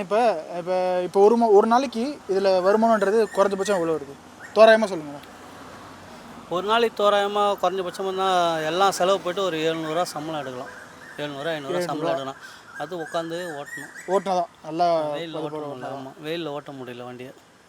அதை கேட்கணும்னு நினச்சேன். ஏன்னா இப்போ அடிக்கிற வெயிலில் காரில் ஓட்டுறது ரொம்ப கஷ்டமாக இருக்குது. இப்போ ஆட்டோவில் ஓட்டுறீங்க, அதில் எவ்வளோ கஷ்டமாக இருக்குது. இப்போ அதை தாண்டி வீட்டில் வருமானன்றது வீட்டு ரன் பண்ணுறதுக்கு போதுமானதாக இருக்கா? ரன் பண்ண முடியல. அதுதான் முடியல. ஆட்டோ ஓட்டி ஃபஸ்ட்டு கால் டாக்ஸி ஓட்ட சொல்ல விலைவாசி கம்மி தான். ஆட்டோ ஓட்டி எவ்வளோ சம்பாரிச்சாலும் நாளைக்கு வண்டிக்கு கேஸ் போடணும், எனக்கு சாப்பாடு செலவு எடுத்தோன்னா காசு இருக்காது. கரெக்டாக இருக்குது. ஆமாம், இருக்காது. எல்லாத்தையும் கொடுத்துட்டு வந்துட்டு வீட்டில் காலையில் வண்டி கேஸ் எடுக்கலாம், காசு எல்லாம் இருக்காது. திருப்பி எதனா இப்போ ஓட்டி அது. ஆமாம், கேஸ் இருக்கும். இப்போ அது அப்போ வந்து சேமிக்கிறதுக்கும் வாய்ப்பே இல்லை. சேமிக்க வாய்ப்பே இல்லை. இன்சூரன்ஸு இப்போ போன மாதம்லாம் இன்சூரன்ஸ் கட்ட சொல்ல அது கடன் வாங்கி தான் கட்டியிருக்கு வண்டிக்கு இன்சூரன்ஸு. ஆமாம், அது சேமிப்பு இருக்காது, கரெக்டாக போயினே இருக்கும். அது மட்டும் எவ்வளோ சம்பாதிக்கிறோமோ அது அந்த அளவுக்கு. சரி, இப்போ உங்களுக்கு கல்யாணம் ஆகி ஒரு 6 வருஷம் ஆகுதுன்றீங்கல்ல, அதுக்கு முன்னாடி சேமிப்பு எப்படி இருந்துச்சு? சேமிப்பு இருந்தது. சேமிப்பு 2.25 லட்ச ரூபா பேலன்ஸில் இருந்தது எனக்கு. ஏன்னா மேரேஜ் நானே தான் பண்ணிக்கினேன். நீங்களே தான் காசு? நானே தான் பண்ணினேன். அதனால் அது மேரேஜ் இதுவாச்சு. இடையில தான் நம்மளுக்கு பெருசாக ஒன்று வந்தது இல்லை, கொரோனான்னு 2 வருஷம். அதில் எல்லாமே பெரிய அடி. என் குழந்தை அப்போ தான் பிறந்த ஹாஸ்பிட்டலில். அதில் ஃபுல்லாக வீட்டில் இருந்து எல்லாம் காலியாச்சு. கடன் வாங்கி மேற்கொண்டு கடன் வாங்கி கொரோனா முடிஞ்சு அந்த கடை தான் கொடுத்தேன். அப்பயே 2 ஆட்டோ போயிடுச்சு எனக்கு கொரோனாலே. ஆமாம், 2 கார் கூட போச்சு. கார் போயிடுச்சு ஃபஸ்ட்டு போயிடுச்சா? ஆட்டோ இப்போ கொரோனாவில் போயிடுச்சு. அப்புறம் அது எவ்வளோ கஷ்டத்தை ஏற்படுத்துது? ஏன்னா ஃபஸ்ட்டு 2 ஆட்டோ போச்சு, அதுக்கப்புறம் 2 கார் போச்சு, 2 ஆட்டோ போச்சு. அது வந்து வாங்கும்போது நம்ம வந்து என்ன யோசிச்சு வாங்குவோம், இது வந்து நிலையாக இருக்கும், இதுக்கு அடுத்தது வந்து இன்னும் நம்ம சேகரித்து வாங்கணும் அப்படின்னு யோசிச்சு வாங்குவோம். அது நம்ம கையை விட்டு போகும்போது அது எவ்வளோ வலி ஏற்படுத்தும்? ஃபஸ்ட்டு கார் போக சொல்ல ரொம்ப கஷ்டப்பட்டு வாங்கினேன், ஆசையாக வாங்கினேன். அந்த கார் போக சொல்ல ரொம்ப கஷ்டமாக தான் இருந்தது. 2வது காரு போயிடுச்சு. அதுக்கப்புறம் ஆட்டோ கொரோனாவில் போனதில்லை. இதுக்கப்புறம் நம்மளுக்கு எதுவுமே நிலைய எதுவுமே இருக்க போகிறதில்ல. போகிற வரைக்கும் வாழ்க்கை போட்டோம் அப்படின்ற மாதிரி ஒரு மனநிலையே வந்தாச்சு. எதுக்கும் மாசுபட போகிறதில்ல, கிடைச்சதை சாப்பிட்டுக்கிறோம், வீட்டுக்கு போய் அதான் டெய்லியும் வீட்டுக்கு போயிடணும். அது ஒரு கண்டிஷனில் அப்படியே மைண்ட் செட் ஆகிடுச்சு. பசங்களை 14 இருக்குது வரைக்கும் பசங்களை பார்த்துன்னு. பசங்க என்னென்ன பண்ணுறாங்க? பாப்பா காலேஜ் படிக்கிறா. வயசு கல்யாணம் ஆகிற வயசில் ஒரு பொண்ணு வச்சுருக்கேன். இப்படி இப்போ எங்களால் என்ன பண்ண முடியும் சொல்லுங்கள்? பாப்பா ஒன்று காலேஜுக்கு போயிட்டு வரணுன்னா எக்ஸ்பீரியன்ஸ் செலவு மட்டுமே 200 ரூபா கொடுத்தான்னு போனாங்க. நான் விஷயம் வீட்டு வாடகை 6000, 7000, 8000 ரூபாய்க்கு கம்மி. மெட்ராஸ் சிட்டியில் வாடகையே கிடையாதுங்க. நிச்சயமா எல்லாரும் சொல்கிறான், மோடி சொல்கிறாரு, இவர் சொல்கிறாருன்னு சொல்ல வீடு கட்டி அவனுக்காக கொடுக்குறான். சொந்தமாக 70 வருஷமாக வீடு இல்லாமல் வாழ்கிற ஒரு குடும்பத்தில் பிறந்தவன் நான். இது வரைக்கும் ஒரு பிடி மண் என்கிட்ட கிடையாது. நான் வாடகை கட்டி தான் வாழ்ந்துனுக்கிறேன். அப்போ யோசிச்சு பாருங்கள், என் பிள்ளை எப்படி கல்யாணம் பண்ணி கொடுப்பேன்? வரவன்னா 10,000 20,000 கேட்குறான். அப்போ நாங்கள் எதை சம்பாரித்து நாங்கள் கொடுக்க முடியும்? இவங்க மக்களை பற்றி யோசிக்கணுங்க. எந்த அரசாங்கமும் யோசிக்கலைங்க. அவன் வாழ்வாதாரத்தை பார்த்து அவன் போயினே இருக்கிறான். என்ன சட்ட திட்டம்லாம் நீங்கள் போடுறீங்க? உங்களை நம்பி வாக்கு செலுத்திட்டு இந்த தமிழர்கள் ஏமாந்து போனது தான் முக்கால்வாசி. அதில் ஆட்டோக்காரர் இருக்காங்க பாரு, ரிச்சாக்காரர் ரேஞ்சில் இருக்கிறான். ரிச்சாக்காரன் அழிச்சிட்டான். அந்த காலகட்டத்தில் என்ன பண்ணுவாங்கன்னா, ரிச்சாக்காரன் தான் வந்து இந்த காமராஜர் போட்டா, எம்ஜிஆர் போட்டா, ஜெயலலிதா போட்டா, இவங்க போட்டாலாம் போட்டு ரிச்சா ஓட்டியிருந்தான். அவன் அழிஞ்சிட்டான். இப்போ பாரு கடைசி அவன் வந்துக்கிறான், ஆட்டோக்காரன் வந்துக்கிறான். அஜித் போட்டா, விஜய் போட்டா, ரஜினி போட்டா, கமல் போட்டா, இவன் மாதிரி நடிகருக்கு போட்டா, அரசியலுக்கு போட்டு வச்சுட்டு ஓட்டினுக்கிறான். இப்போ நாங்கள் அழிய போகிறோன்ற தருவாயில் நாங்கள் இருக்கிறோம். அன்றைக்கி காலகட்டத்தில் எவனா அரசியல்வாதி வந்தாங்கன்னா ரிச்சாக்காரனை கூப்பிட்டு தான் நல்ல இதெல்லாம் செய்வான். இப்போ யாரை கூப்பிட்டு தெரியுமா செய்கிறான்? எங்களை செய்கிறான். அப்போ நாங்கள் அழியிறோம்னு அர்த்தம். சொல்லாமல் சொல்கிறான். 2027, 2028 அதுக்கப்புறம் மெட்ரோ எல்லா இடத்துலையும் கனெக்ட் ஆகிடுங்க. ஒன்றுமும் வாழ்வாதாரம் போயிடுங்க எங்களுக்கு. இப்போ 2 வீலர் வந்துச்சு, ஓலா ஊபர் ராபிட்டாகவும் பாதி எங்கள் வருமானத்தை சம்பாதிச்சுட்டு போயிடுறான். நீங்கள் டேக்ஸ் போட்டு நீங்கள் பெட்ரோல் டீசல் எல்லாத்தையும் நீங்கள் சம்பாதிச்சு போயிடுறீங்க. மெட்ரோ வந்துடும், அவன் மெட்ரோக்கு போயிடுவான். மெட்ரோ போயிட்டா நான் என்ன பண்ணுவேன்? எல்லா இடத்துல மெட்ரோ வந்து கனெக்ட் ஆச்சுன்னா ரொம்ப கஷ்டங்க. சவாரி இருக்காதுங்க, தயவு செஞ்சு இருக்கவே இருக்காது. ஓலா ஊபர் ராபிட்டாவில் புக் பண்ணால் கூட இருக்காது. ஏன் இருக்காது? 50 ரூபாயில் போயிடுவான். நான் 400 500 சவாரி ஏதோ ஒரு நாள் ஃபுல்லாக உட்காந்துக்கிறேன். திடீர்னு ஒரு 500 சவாரி வரும். அதை போய் விட்டாங்க. ஒரு 200 சவாரி பார்ப்பேன், ஒரு 100 சவாரி பார்ப்பேன், 800 வரும். அவனுக்கு ஒரு 150 ரூபா போயிடுச்சுன்னா கூட என்கிட்ட 650 ரூபா இருக்கும். கேஸுக்கு ஒரு 200 ரூபா போனால் கூட என்கிட்ட ஒரு 350 ரூபா இருக்கும். 50 ரூபா நான் செலவு பண்ணிட்டா கூட எனக்கு 300 ரூபா வீட்டுக்கு இருக்கும். இதுதான் எங்கள் நிலை இல்லையா? அன்றைக்கி இது கூட இருக்காது. 2027 28 அப்புறம் இதை கூட சம்பாதிக்க முடியாதாங்க. என்னைக்காச்சும் நாங்கள் சாப்பாடு போடுறோம், கடை வாங்கி படிக்க வைக்கிறாங்க பிள்ளைங்கள. நாளை இந்த மெட்ரோலாம் வந்துட்டா எங்கள் பிள்ளைங்களுக்கு சோறே போட முடியாது. எப்படி படிக்க வைக்க முடியும்? நாங்கள் அரசாங்கத்தில் சொல்லிக் கொடுக்குற பாடங்கள் கரெக்டான பாடமா, நல்ல பாடமா? எங்களோட வரலாறை படிக்கிறோமா நாங்கள்? எவனுடைய ஆம்ஸ்டாக் வரலாறு நாங்கள் எங்கே படிக்கணும்? இந்தியாவிலே தாய்மொழி பாடம் படிக்காத முதல் ஸ்டேட்டே தெரியல தமிழ்நாடு. தமிழ் பேசுனா எவனுக்கு தமிழ் தெரியல. தமிழ் நினச்சிட்டு பேசியிருக்கான். டீ சாப்பிட்டியா, டிஃபன் பண்ணிட்டியா, ஆஃபீஸ் போயிட்டியா, ஏர்போர்ட்டுக்கு போயிட்டியா, ட்ரெயின் பிடிச்சிட்டியான்னு எல்லாமே தமிழ் கிடையாது. ஆனால் வந்து பேசுகிறான். நீங்கள் வடநாட்டுக்கு போங்க, நான் இந்தியாவில் எல்லா ஸ்டேட்டுக்கு போயிருக்கேன். அவன் தாய்மொழியில் தான் சொல்லுவான். அவன் தாய்மொழியில் தான் பேசுகிறான். டீயை வந்து அவன் சாய் தான் டீன்னு சொல்ல மாட்டான். இங்கே நம்ம சொல்லிகிட்டு இருக்கோம். நம்மளை மாற்றி வச்சுருக்கான். அடிப்படை படிப்பு விஷயத்துலேயே நம்மளை மாற்றி வச்சுருக்காங்க. எல்லா மொழியும் கற்றுக்கிறது தப்பு இல்லைங்க. கற்றுக்கிறது கிடையாது, தப்பே கிடையாது. அவன் ஒரு தாய்மொழி அவங்க படிக்கணும், ஆனால் படிக்கிறது கிடையாது. அந்த நிலைக்கு கொண்டு போயிருக்காங்க. அப்போ நம்ம பிள்ளைங்களுக்குலாம் நம்ம என்ன நினைக்கிறோம்? அந்த மொழி படித்தா வேலை கிடைக்குமா? படிமா தான் சொல்கிறோம், படிங்க. அதே மாதிரி நம்ம தாய்மொழியை நம்ம ஊக்குவிச்சு அவங்க வளர்க்கணும். ஆனால் இங்கே ஆளக்கூடியவங்க யாரும் நம்ம தாய்மொழிக்கு சொந்தக்காரனா இல்லையே இங்கே. கண்டிப்பா மாற்றாறு மொழி உள்ளவங்க தான் இங்கே வந்து ஆண்டுட்டு இருக்கான். அவனை தான் இங்கே தமிழை தேர்ந்தெடுத்துட்டு இருக்கான். வடநாட்டுக்கார ஃபுல்லாக வந்துட்டாங்க இங்கே. இப்படி கொஞ்சம் யோசிச்சு பாருங்க. கட்டிட தொழிலேருந்து எல்லா தொழிலும் வந்துட்டான், எல்லாம் வந்துட்டான். இப்போ என்னுடைய சொந்த நிலத்துல எனக்கு வேலை வாய்ப்பு இல்லாமல் தெரிவிப்பாங்க. நான் அப்படி ஒரு நிலை உருவாக்கிட்டு இருக்காங்க. இவங்களுக்கு என்ன அரசாங்கம் நடத்துறாங்கன்னு தெரியல. எங்களுடைய வாழ்வாதாரம்லாம் பார்க்கணுன்னா அவங்க ஒரு நாள் எங்கள் கூட வந்து ஆட்டோவில் பயணிச்சாங்கன்னா இருக்கிற அமைச்சர்லாம் என் கூட வந்து உட்காந்து ஒரு நாள் இருக்கிற ஒரு சிட்டிக்குள்ளே எல்லாரோடும் வந்து சுற்றி பார்க்க சொல்லுங்கள். இந்த அஸ்லாபுரம் பல்லாவரம்லாம் உள்ளே போய் பாருங்கள். ஒன்றுமே போட்ட எல்லாத்தையும் தோண்டி போட்டு வச்சுருக்கான். எங்கெங்கெல்லாம் மெட்ரோ நடக்குதோ அங்கெல்லாம் டிராஃபிக்கு. இதில் வர காசு ரொம்ப அடிமட்டமான காசு தராங்க. ஊப்பர், ராபிட்டோ, ஓலா எல்லாருமே சேர்ந்து அடிமட்ட காசு தரானுங்க எங்களுக்கு. இதில் டிராஃபிக்கில் நான் 1 ஹவராக போராடி எடுத்துமே அதை விட்டு எனக்கு லாபமும் கிடையாது, ஒன்றுமே கிடையாதுங்க. ஆனால் பப்ளிக் மேலே குறை சொல்ல முடியாதுங்க. அவங்க சேவ் தான் பார்ப்பாங்க. நானே ஒரு பப்ளிக் தான், ஆட்டோ ஓட்டல நான் ஒரு பப்ளிக். நான் என்ன பண்ணுவேன், 500 ரூபா கொடுத்து எதுக்கு போனோம்? இவன் 300 ரூபா காட்டுறான்ல, இதில் போவோன்னு தான் நான் போவேன். அது அவங்க மேலே தப்பு கிடையாது. இப்போ இது வழி வகுத்து கரெக்டாக வழி நடத்தி கொண்டு போகிறது அரசாங்கம் கையில் தான் இருக்குல்ல. நான் யாரை தேர்ந்தெடுத்தனோ அவன் எனக்கு நல்லது செய்யணும். அவன் நல்லா இருக்கிறானுக்காண்டி நான் நல்லா இல்லை. அதே மாதிரி தெரியல. இப்போ நீங்கள் இது வந்து 2 வருஷம் ஆகுதுன்றீங்க. இப்போ நிறைய இளைஞர்கள் வந்து படிப்புக்கு வேலை இல்லாமல் ஆட்டோ தொழில்நுட்பம் நிறைய சம்பாதிக்கலாம்னு நினச்சி வராங்க. இதில் அப்படி வரவங்களுக்கு என்ன சொல்ல வருது? ஆட்டோ தொழில் நினச்சி வரலாம், ஓலா ஊபர்லாம் தாராளமாக வரலாம். ஆனால் இப்போவே வந்து பார்த்தீங்கன்னா எனக்கு தெரிஞ்சு ஒரு தெருவிலேயே வந்து 4-5 ஆட்டோ நிற்கிது. நிச்சயமாக ஒரே தெருவில் பார்க்க முடியுது. ஆமாம். அப்போது சென்னை சிட்டியில் எத்தனை ஆட்டோ இருக்குது? ஒரு நாளைக்கு ரெட்டில்ஸ் பக்கம் போனீங்கன்னா வச்சுக்கோங்களேன், இந்த யார்ட்லேருந்து வருது. ஒரு நாளைக்கு 10 புது வண்டி இறங்கிட்டே இருக்கு. அவங்கெல்லாம் யார்? அவங்களாம் எல்லாமே எடுத்துகிட்டு வரவங்க தான். எல்லாம் ஓலா ஊபர் நம்பி தான் வராங்க. இப்போ வரவங்க எல்லாருமே வந்து ஓலா ஊபர் நம்பி தான் வராங்க. அவங்களையும் குறை சொல்ல முடியாது.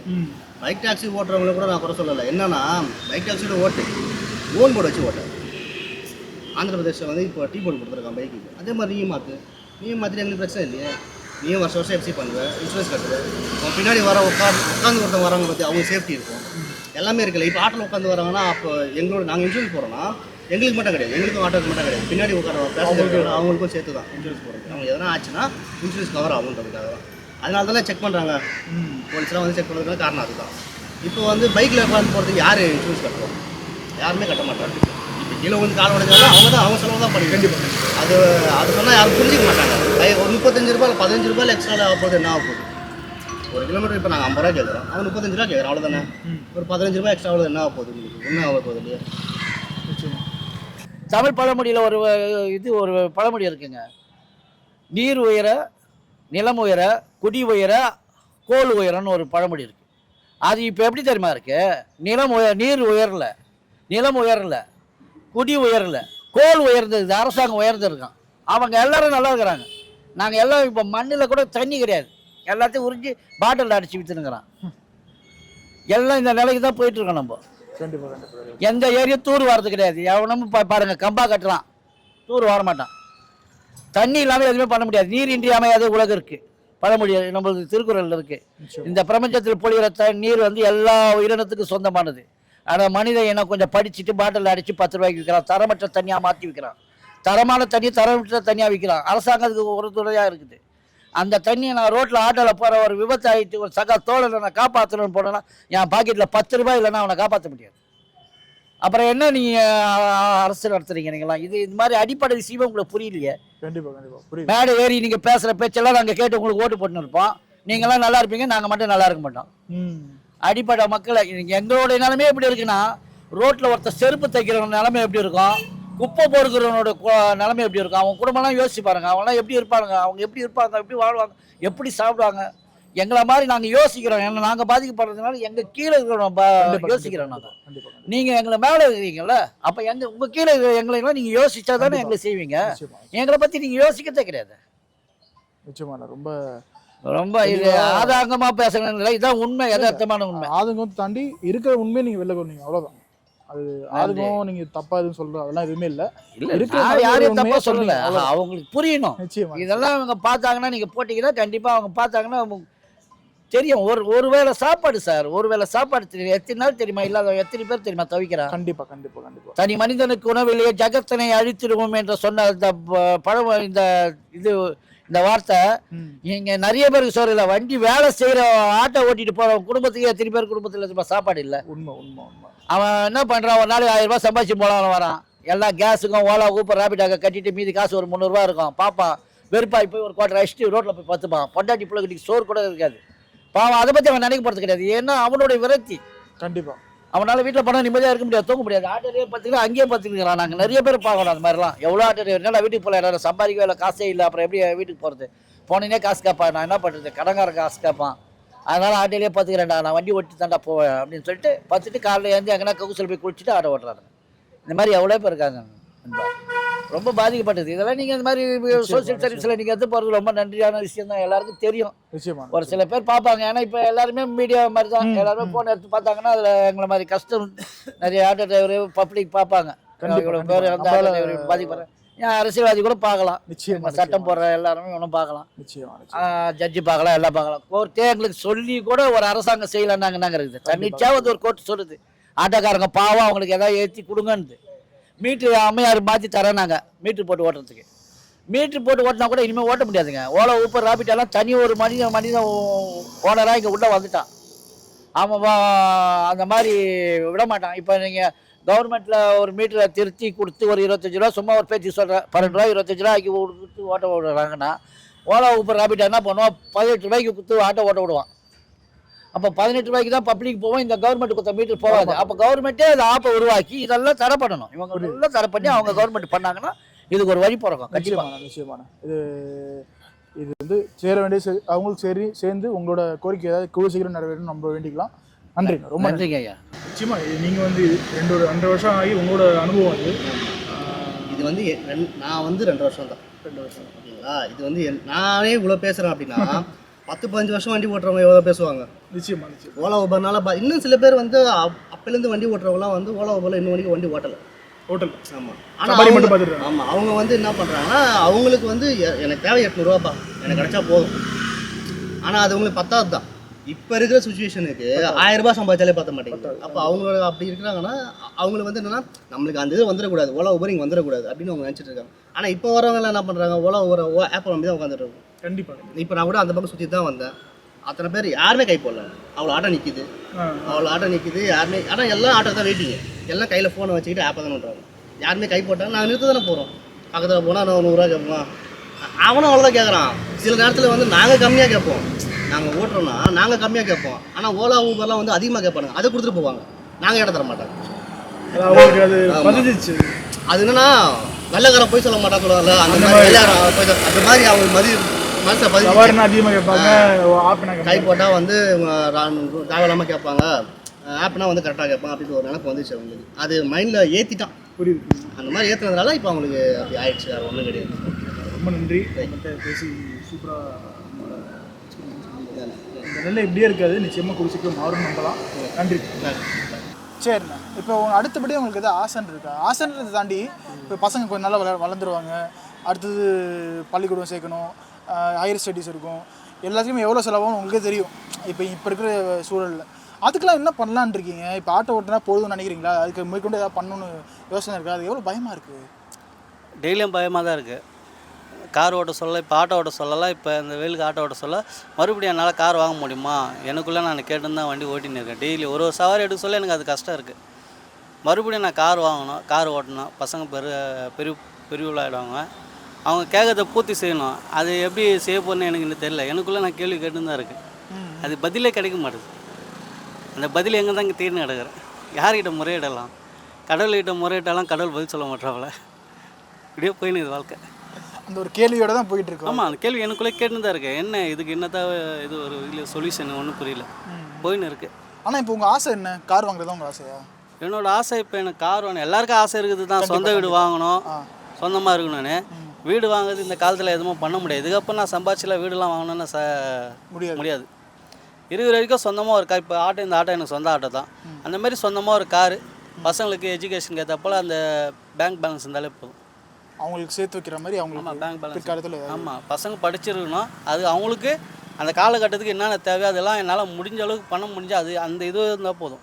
உங்களுக்கு எதுவும் வேணாம், அந்த பசங்களுக்கு சேஃப்டி பண்ணிவிட்டா போதும். எனக்கு ஒன்றும் தேவையில்லை. அவ்வளோதான். 35 வருஷம் வாழ்ந்தாச்சு. இதுக்கப்புறம் நம்மளுக்கு என்ன சேர்த்துக்கிட்டு. சரி, 35 வருஷம் வாழ்ந்துருக்கீங்கல்ல, இதில் ஒரு வாழ்க்கையாக வந்து நீங்கள் என்னத்தை கண்டுக்கிட்டீங்க? ஏதாவது இந்த இந்த நம்ம என் வாழ்க்கையில் இந்த ஒரு ஆண்டு வந்து எனக்கு நல்லா போச்சு, இல்லை இந்த இந்த விஷயத்தை நான் கற்றுக்கிட்டேன் அப்படின்னு ஏதாவது இருக்கா? ஒரு 20 வருஷமாக அதை தேடின்னு இருக்கேன். கண்டிப்பாக 12 வயசில் வேலைக்கு போனேன். அதுலேருந்து இந்த வரைக்கும் எனக்கு சந்தோஷன்றது என்னன்னு தெரியாமல் இருக்கிறேன். அதான் என்னன்னு தேடிட்டு இருக்கீங்க? ஆமாம், கண்டிப்பாக சந்தோஷன்றது என்னன்னு தேடின்னு இருக்கேன். 12 வயசில் வேலைக்கு போனேன், அதுலேருந்து இப்போ வரைக்கும் என்ன சந்தோஷம்? அந்த பசங்களாம் சொல்லுவாங்களா சண்டே ஜாலியாக இருக்கலாம், சனிக்கிழமை ஜாலியான, அந்த மாதிரி இது வரைக்கும் இருந்தது இல்லை. ஆமாம், இருந்ததில்லை, ஜாலி இல்லை. ஏன்னா இப்போ உங்கள் வயசில் நீங்கள் சின்ன வயசில் வேலைக்கு போகும்போது சொல்கிறேன், அந்த வயசில் உங்கள் வேலை வயசில் இருக்கவங்கலாம் நல்லா சுற்றிருப்பாங்க, பந்தாவை சுற்றிருப்பாங்க, அவங்களுக்குன்னு ஒரு வண்டி இருக்கும், இல்லை அவங்களுக்குன்னு ஒரு பொண்ணு, ஏதாவது நமக்கு இல்லாதது கண்டிப்பாக உங்களுக்கு நம்ம பார்த்துருப்பீங்க. அதெல்லாம் நினைக்கும் போது கொஞ்சம் வருத்தமாக இருக்கும். வருத்தமாக தான் இருக்கும். எனக்கு நடக்கிறது என்னதாம்மா இருக்குது, புயல் காற்று மாதிரி அடிச்சுட்டு அப்படியே போயின்னு இருக்கும். கொஞ்ச நேரம் இருக்கும் சந்தோஷம், அந்த சந்தோஷம் நிலையாக இருக்காது. ஃப்ரெண்ட்ஸுங்களும் அதே போல் தான், நல்லா பேசுவாங்க, அப்புறம் கட் பண்ணி விட்டு போயின்னு இருப்பாங்க. அவங்களும் பேச மாட்டேன். ஆமாம், அதெல்லாம் நண்பர்கள் இல்லை என்கிட்ட. நண்பர்கள் இருந்தால் மாதிரி எல்லாம் ஜாலியாக இருக்க முடியும், நண்பர்கள் அந்தமாரி அமையலை எனக்கும். அதனால் அப்படியே போதும் லைஃப். ஓகே, நண்பர் இருந்தாங்க ஆனால் திடீர்னு காண போய்ட்டு. ஆமாம், பாதியில் இருப்பாங்க, அப்படியே ட்ரை ஆகிட்டாங்க. எதனால் அப்படின்னு நினைக்கிறீங்க? ஒரு சூழ்நிலை, கால சூழ்நிலை தான். பசங்களுக்குள்ளே வேறுபாடு வரும், சண்டை வரும், அப்படியே கட் பண்ணி விட்றாங்க. இவன் என்ன எப்போ பார்த்தாலும் இப்படியே இருக்கிறான். இருக்காங்களா, நான் 10 பேரில் யாருன்னா ஒரு ஆள் நான் இப்படி சொல்ல கஷ்டமாக இருக்கும்ல பசங்களுக்கு. நான் படிக்காதவன், மற்றவங்களாம் படிச்சுருப்பாங்க, அதனாலே கூட இருக்கும். இப்போ அவங்க 4 இடத்துல இப்போ ஒரு சிம்பிளாக சொன்னால், என் காலகட்டத்தில் வந்து புதுசாக எக்ஸ்பிரஸ் ஒன்று ஓப்பன் பண்ணாங்க. அப்போ அவனுங்களாம் போக சொல்ல, நான் இந்த காஸ்டியூமில் போக சொல்ல அவங்களுக்கு புரியுது, கஷ்டமாக இருந்திருக்கும்.